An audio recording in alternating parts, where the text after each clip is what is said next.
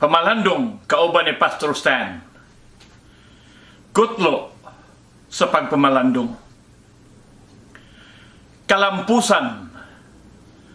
Kini ang atong pamalandungan karon. Kalampusan. Ang mga dumadagan sa lagyo nga lumba, nahibalo nga ang lahutay, labing kinahanglanon, ug di lang kay ang kakusgon. Kalmado sila sa ilang pagdagan aron nga sa magkaduol sila sa daganan, naapay ilang kusog alang sa katapusang hunat. Si Pablo maingon, tininuod akong nagdagan paingon sa daganan, uban sa tanan kong kusog. Gipaningkamutan ko gayod kini, kay basin human ko matudloi ang uban, ako pa unya ang dili makadawat og ganti gikan sa Dios. 1 Corinto 9:26 ngadto sa 27. Alang sa mga magdadagan sa lagyo nga espirituhanong lumba, di sayon ang pag-undang. Bisan pa sa kalangan o sa pagkabao o kapakyasan sa dalan, sila nahibalo nga kung muundang sila, mahiipon na lang sila uban sa katawhang na naghugyaw ngadto kanila nga nanagdagan. Dili kini maoy makahatag kanila sa katagbawan. Si Jesus miingon, kay bisan kinsa nga gihatagan og daghan, daghan usab ang paabuton gikan kaniya. Mas daghan ang paabuton gikan sa tao nga gihatagan og daghan. Lucas 12:48. Ang kalampusan magkakahulugan og pagsaway, kamingaw, og sakripisyo gawas sa kalipay og sa kadaugan. Unsa man ang sekreto sa pagpabiling malampuson? Si Pablo maingon, si Jesus nakatapos sa lumba tungod kay ang iyang mga mata nahipunting ngadto sa iyang gipadulngan ug giantos niya ang tanan. Lucas 12:48. Maantos mo lang ang tanang kasakitan sa dihang ang imong mga mata nahitutok lang ngadto sa imong gipadulngan. Paatubangon kita sa Dios sa mga pagsupak o pagsaway aron malig-on kita diha sa kinasuluran o sa atong kinaiya.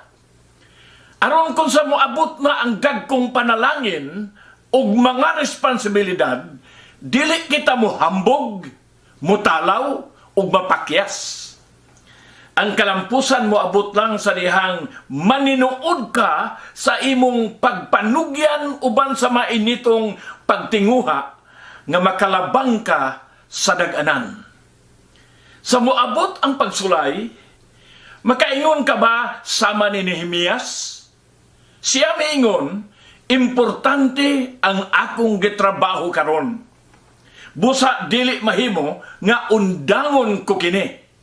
Nehemias 6:3.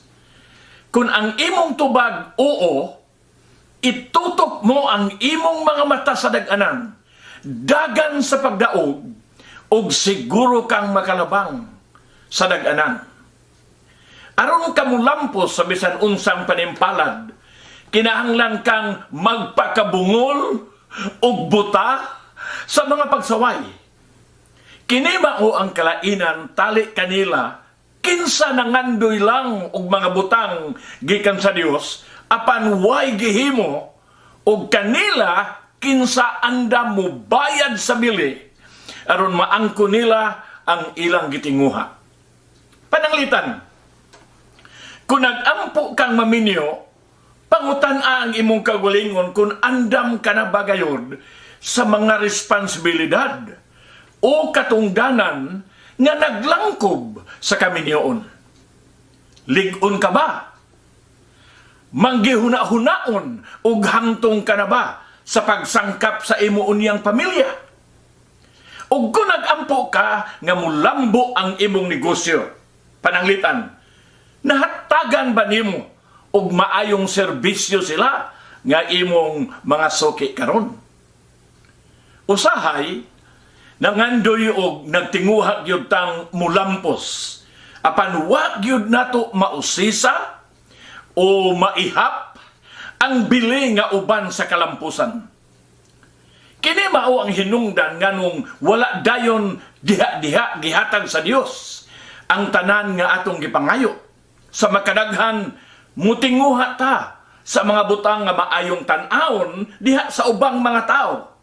Apan ang Dios sa iyang kaalam nahibalo nga kini makadalag kadaot kanato sa dihang kini sila atong mabatunan. Pagasulayan ka sa Dios diha sa mga butang nga imo nang nabatunan, aron ka malig-on ug nga mahanas ka niini. Tinguha niyang makita ka kung unsaon nimo pagdala ang kabug-at o presyur nga nagauban sa mga panalangin nga iyanang gihatag kanimo karon. Daghan ang nahimong mapahitason o garbuso diha sa mga panalangin. Daghan usab ang nahimong ngilad diha sa kadato ug kadagaya. Gusto sa Dios nga maabot mo ang dapit diha kaniya, di hindi ka na maapektuhan o madutlan sa mga pagdaot o mga pagsaway, o na makakaton ka sa pagkabapasalamaton sa maghahatag kaysa iyang gihatag. Ug sa moabot ka na nining dapita, madunggan nimo siya moingon, buotan ka nga sulugoon. Tungod kay maminatud-on ka sa gagmayng mga butang, piyalan ko ikaw sa dagko pang mga butang. Pamalandungi, magampo ta. O Dios nga gamahanan ug maluluyon, salamat ni ini nga pamalandong karon.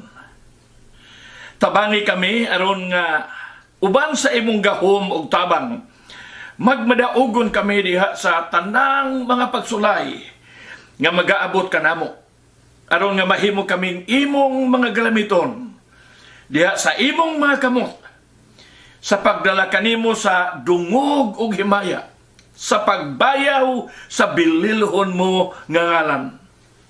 Salamat sa imong tabang, o Dios. Sa ngalan ni Jesus.